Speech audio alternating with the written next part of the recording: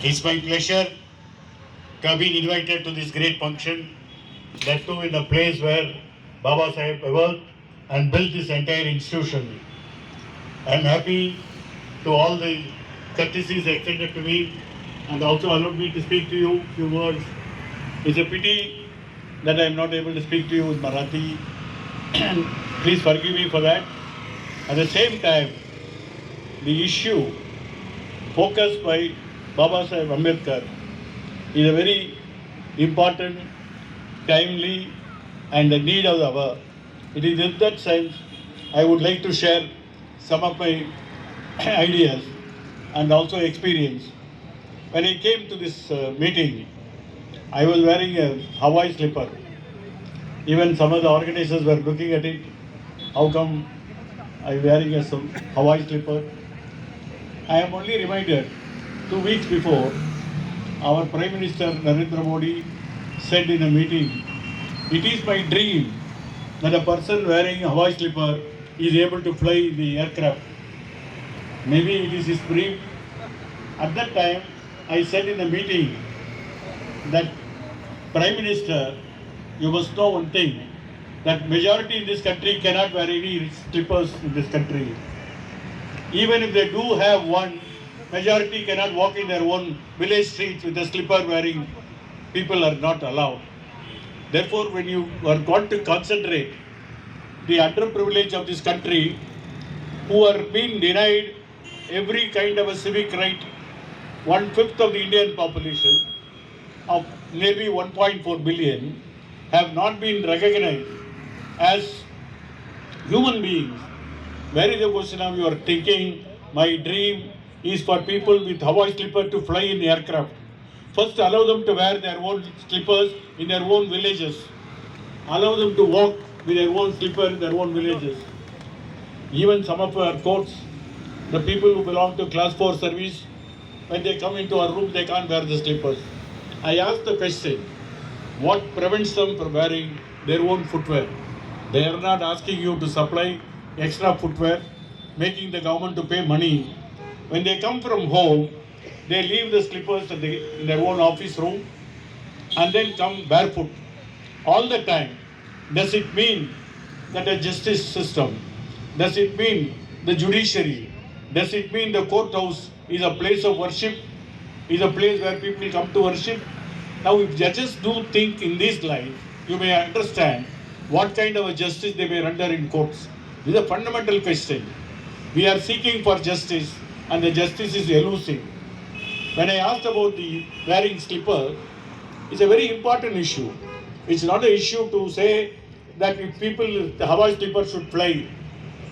As a Prime Minister of this country, you must realize, make the people to wear their own slippers, make them to walk in their own streets, and make them to realize this is a sovereign democratic republic and every person can do what they do in terms of the constitution. And therefore, this issue that there has been a treatment of people on the basis of caste, discrimination on the basis of caste. Now, if you think our constitution, so beautifully drafted, so beautifully carved out from several provisions, where is the heart of the constitution? In fact, 3 years back, there was a Hindi film by title Article 15. The director of the film was asked, the constitution has got 397 provisions. Why is that you are saying 15? Then he said that in the last 20th century, people have not been allowed to have any equality. People have not been allowed to enter into public spaces. People are not allowed to enter into temples. People are not allowed to enter into tanks and other waterways. People have not been allowed to enter into educational institutions. This is the first time, though Article 14 talks about equality before law and equal protection of law, Article 15 is the first time declares that nobody in this country will be discriminated on the ground of religion, on the ground of caste, on the question of language, on the question of area, on the question of gender, on the question of descent. This is the first time the Constitution declares, after 20 centuries of struggle, after the 20th century of slavery, after the 20 centuries of caste hegemony, this is the first time the state guaranteed that there shall not be any discrimination. Therefore, the director said, the heart of the constitution is Article 15. We must be proud that we have a constitution like this. In fact, once Baba Sahib said about the Brahmins and also about how the cunningness in which they operate, he said, the Ramayana, the greatest Itihas, was not written by a Brahmin. The Mahabharata was also not written by a Brahmin. When they want to write the constitution, they call me who's a Mahar. It only shows that this country, people who give, people who provide the intellectual support are the people who below in the radar. And therefore he said that in this country, we must have a constitution which will govern us. We will have a constitution which will be democratic. We will have a constitution which will have a republic in this country.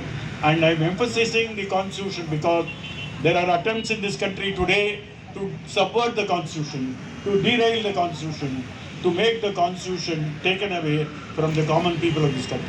The need has come where we must defend this constitution. Some 6 months back in Varanasi, some of the Hindu sadhus, I don't know, they have better work to do. Suddenly they thought about the Indian constitution and they had a meeting of a satsang meeting of all sadhus. And then why should they discuss about constitution? I don't know what connection they have. But then they discussed and then said India must have a Hindu constitution. This is something very shocking. We have a constitution which has been functioning for the last 72 years in our own subcontinent. Countries like Pakistan, Bangladesh, Nepal and Sri Lanka suffering, having problems with the constitution. We are able to make one single constitution, of course with amendment. Amendments is the need of the hour and therefore we are not questioning that. Constitution is not a document where it's a holy scripture. It is not a scripture at all. On the other hand, it should provide for the need of the people. It is in this sense, some few sadhus, maybe they have something wrong in their mind, they said, we are going to propose a new constitution, which is the Hindu constitution. What about others? They said the Christians and Muslims can make money, they can live in this country, but they cannot vote. The adult suffrage, where every person who's become 18 years old, it was 21 years at the time of the constitution, they are entitled to have vote and elect their leaders. Now, there are some sadhus who say that the other religion people cannot be allowed to vote. This is something which is very serious danger that we are facing.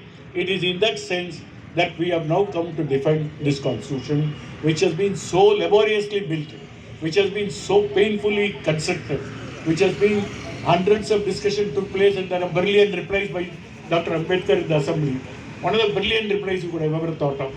And then this constitution is now sought to be subverted. Now, the question before us is, should we have a sovereign, democratic, socialist, secular republic, or as some people pronounce, that it should be a country of one religion, one nation, one religion, one leader, and then they will say one food also. This is something which we'll have to take this message to the people. Now the constitution, at the time it was framed, Dr. Ambedkar gave a reply in the assembly, Constituent Assembly, after the final draft was circulated on 26 November 1949, which is being celebrated as a Constitution Day. He told the House that I have given this Constitution to you. It is for you to work or to destroy it. We have got political freedom, but where is the economic freedom? Where is the social freedom? Unless we achieve a social freedom and an economic freedom, this country will go into pieces. He said, the sooner the better that we provide such freedoms in this country, and it is left to the administrators of this country to come forward with further reforms in this country. But what we see in the last 72 years, in the last 75 years since we got independence, 72 years since we got the constitution, what is that we got? One question comes, question of untouchability. There are many people who think that this is only a paper proposition, there is no evidence for it. On the other hand, every year after year, the National Commission of the Scheduled Castes has prepared a report which is placed in the Parliament. If you have any occasion to read, please read the report. Some 200 pages of several atrocities against the Dalit people, against the Scheduled Caste people, and then that is placed before the Parliament. For what reason? Now the question comes, I will tell you, it has got an international ramification. People must have read 2 weeks before, the Seattle municipality the Seattle Corporation in America passed a resolution that there shall not be any caste discrimination in Seattle. Suddenly, some of the NRIs, suddenly some of the people who were here started saying, why should America talk about this? The people who brought the resolutions are Indians. The people who passed the resolution are NRIs. And they feel that notwithstanding you are going abroad, notwithstanding you are earning tons of money, notwithstanding you are moving in an interracial society, that there are people who carry the very same caste system. Dr. Ambedkar had known this before. He is a person who is able to vision. People asked him, what do you say about intercaste marriages? He said, interracial marriage may work in America. A black and a white marry, tomorrow he may become little black or little white, but then the color may change. But in India, the caste may not change. If two people marry out of caste, one may say, we will give our children this caste, and that will be always a caste other than the scheduled caste. Therefore, he said, while I don't oppose any intercaste marriage, I am very sure that this may not work.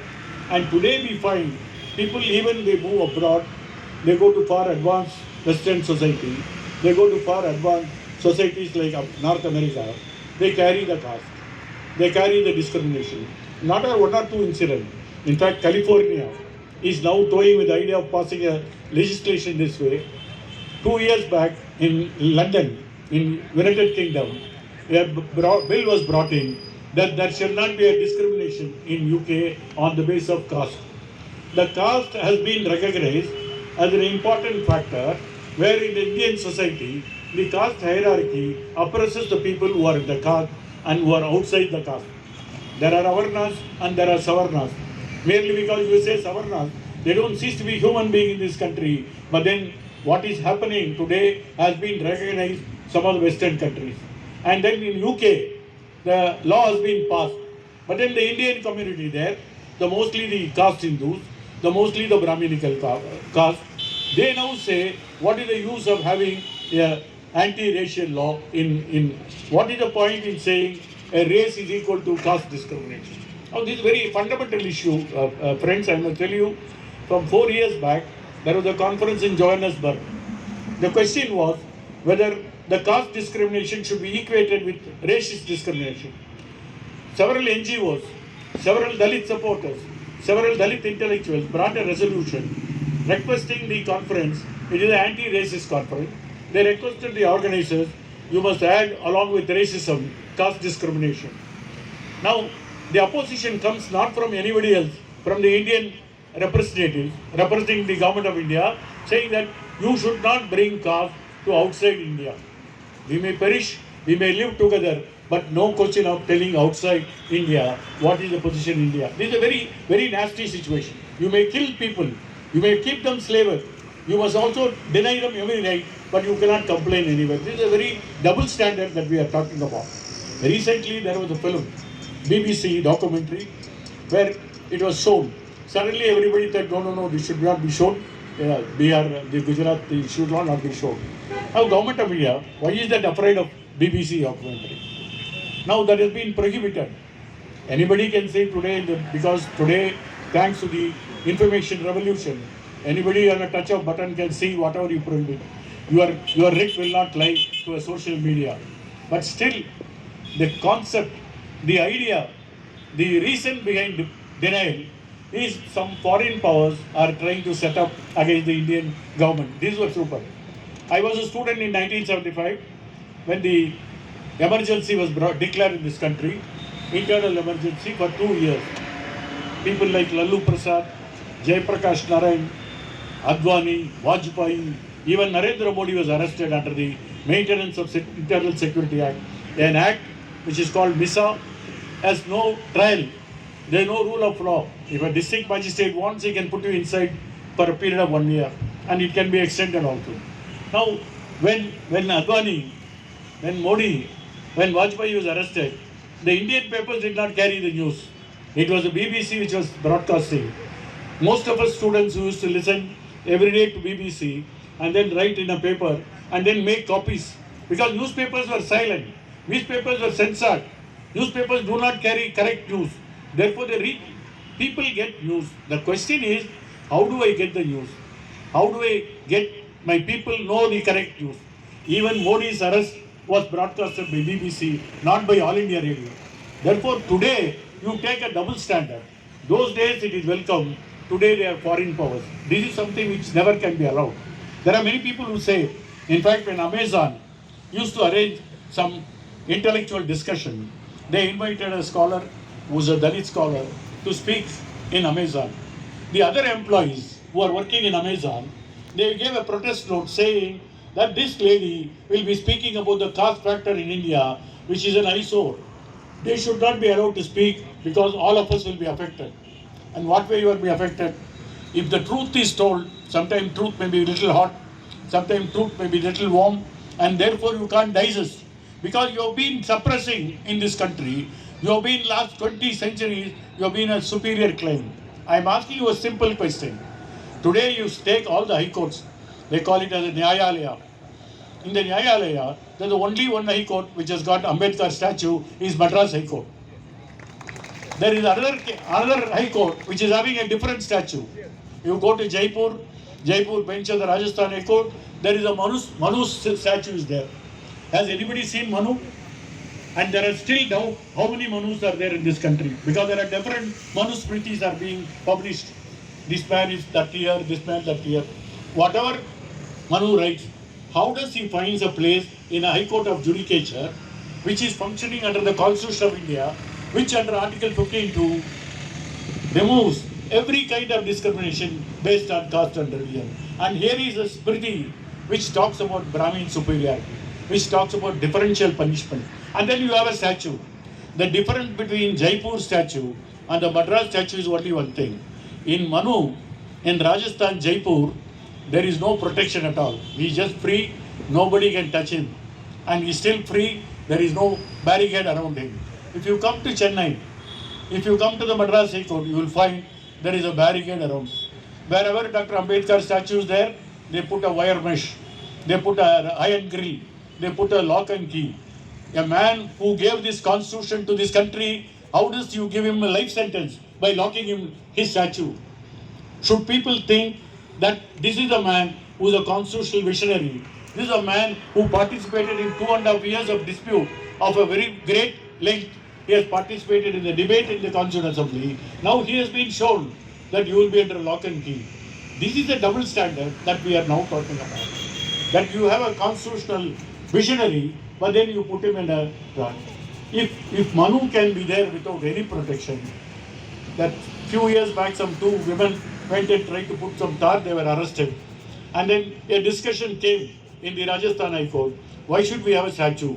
And some judges said it should be removed. Somebody goes to the civil court and get an injunction. And the injunction continues for 20 years. Now should we think that this country is meant for Manuwadis or Ambedkarwadis? Which is the scientific way of living? Which is the India that it can carry forward? This is the first question that comes. And then after 72 years, we now talk about why should the foreign country discuss our problem? The Amazon, which is supposed to be internationally a multinational company, which is also having a several platform which can where people always think that these platforms are meant for a free trade of use, but it's not true at all. In fact, when JB was taken, Amazon said you must get censorship certificate. When censor it went to them, censor gave 47 cuts. Every police scene was removed. As if police stations are oases of peace, as if police stations are some guest house. That the film director refused to comply with the tag.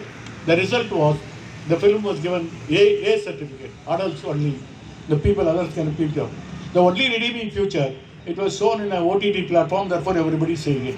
But the point is the double standard adopted by the media platform. This platform says go and submit yourself to the domestic law. They submitted to the defense law.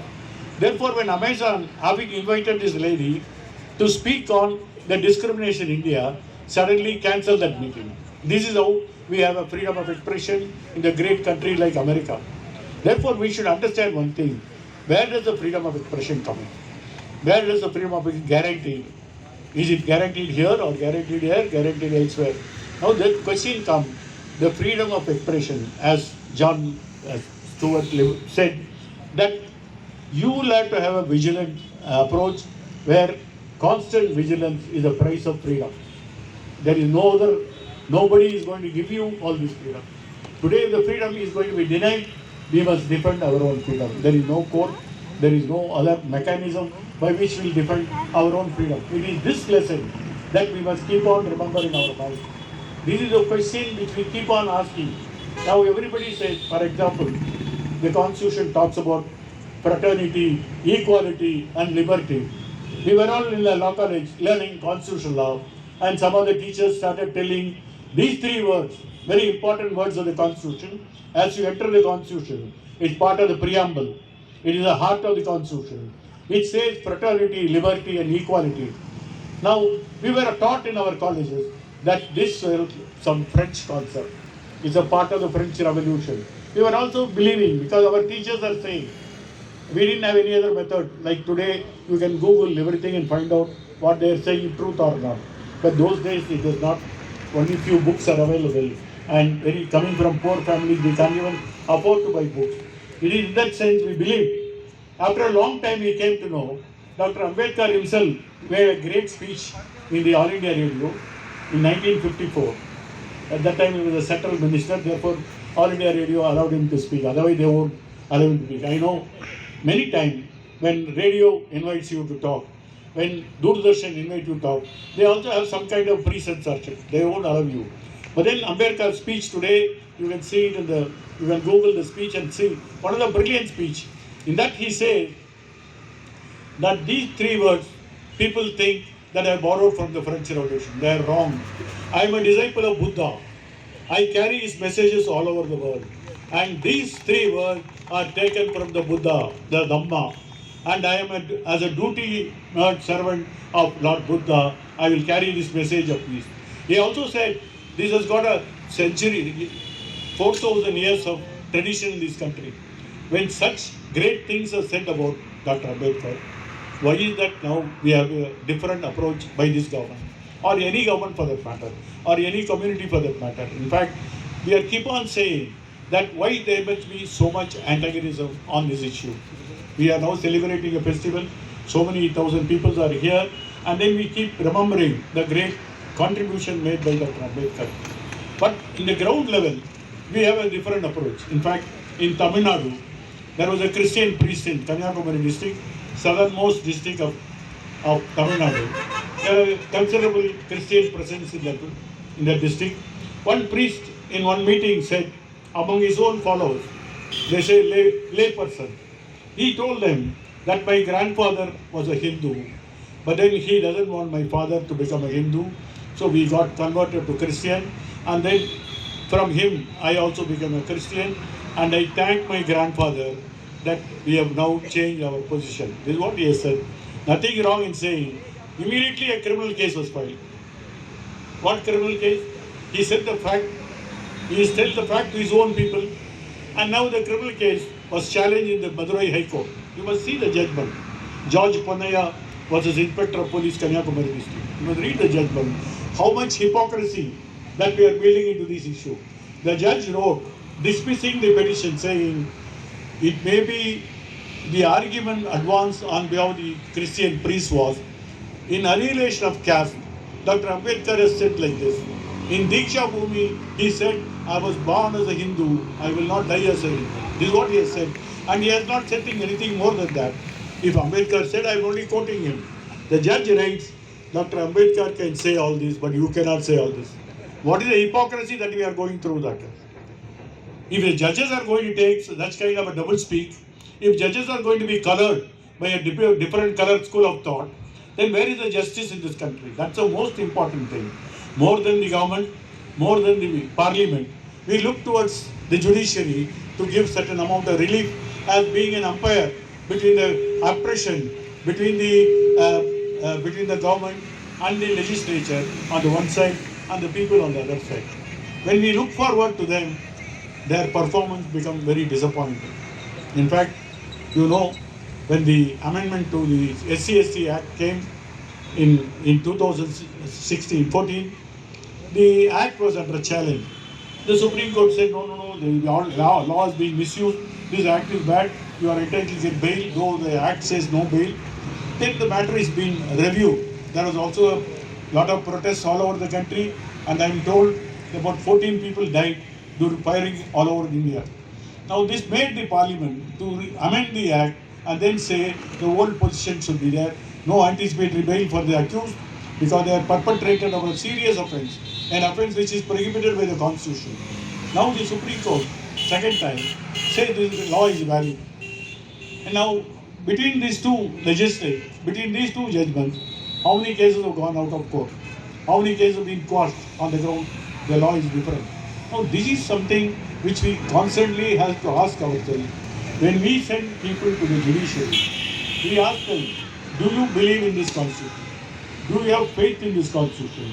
Are you taking the oath that I will uphold the constitution without fear or favor, without ill will? To the best of my knowledge and ability, I will defend the constitution. Having taken the oath, if you still believe in this constitution, you should uphold the constitution. If you have any doubt, some people said about my judgment, my book, where I said my judgments in the light of Ambedkar. When I gathered all these cases relating to caste, relating to religion, how to find, there are no laws, the constitution is not very clear on this issue. You must have some input to write a judgment. It is the Ambedkar's writing which gave us more light to write these judgments. Therefore I said, if you want to write, if you want to deal with caste, if you want to deal with religion, you will have to read Ambedkar first. Therefore my book said, my judgments in the light of Ambedkar. Some TV anchor was very upset with my book.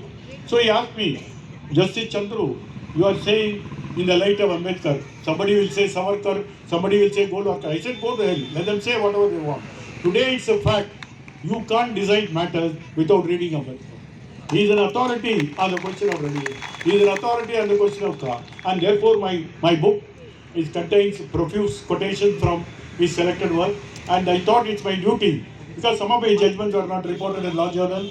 Perhaps they are adopting some modern untouchability. Therefore I thought I will publish my own book. Today we will have to do our own trumpet. Nobody else will trumpet for us. And therefore we will have to keep on trumpet. And having published the book, it's my duty to take the book to a wider audience. It has been now translated in several languages also.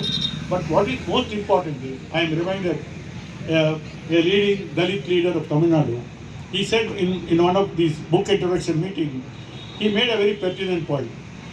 There is an Ambedkar for the scheduled caste people. What we need, an Ambedkar for the non-scheduled caste people. That alone can remove prejudice in this country. That alone can make constitution more meaningful. That alone can make this country continue to be a modern democratic republic. And in this function, except these few way of introduction, let me thank the organizers who called me to this meeting. Let me thank them for giving me an opportunity to hear my views. And I feel, and I also feel more enthused coming to Aurangabad, a land where Baba Saheb lived and also gave effect to his own mission. I was able to see his museum in the college, and I was touched with the kind of simplicity in which he lived, like a monk. And therefore this is something for the youth to imbibe this spirit of Ambedkar, and this spirit must be carried further and further. And therefore in this way, a festival like this will be allowed to bring back the reminiscence of Dr. Ambedkar teaching, and also bring back people from all over India to have a confluence where we carry forward with our cherished ideas, with our nostalgic experiences back to our own state, and then with double enthusiasm we work in the cause of social justice. Thank you. Thank you very much, sir.